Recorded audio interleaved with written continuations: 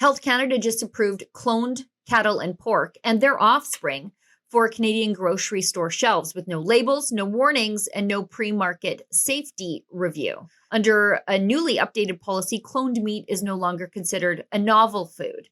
That means it bypasses the scientific review once required for new or genetically manipulated foods. And there's no rule requiring companies to tell consumers if their steak came from a cloned animal or its progeny. You'll never know unless you ask your farmer directly. Health Canada insists the change is safe, saying cloned animals and their offspring are no different from naturally bred livestock, but Canadians have heard that line before. Safe and effective, trust the science, and all the other slogans used to silence dissent during the COVID years. And just like during the COVID years, I believe Canadians have a right to make informed choices about what they put in their bodies, from food to medicine.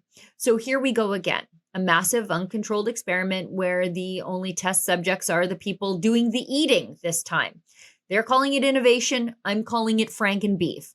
Health Canada's move, however, mirrors the pre-RFK Jr. era FDA stance.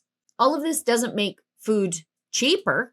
It makes it weirder. And it makes all of us unwitting versions of Laika, the Soviet space dog, just strapped in, eyes wide, blasted into a brave new frontier against our will.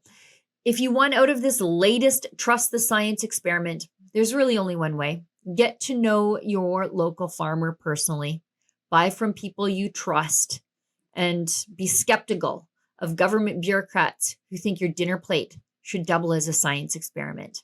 For Rebel News, I'm Sheila Gunn-Reid. You know, the globalists at the World Economic Forum want to scare us away from beef. And I think putting cloned beef into the meat supply is one way to do that. If you'd like to reject the World Economic Forum's plan for the Great Green Reset, please sign our petition at nogreenreset.com.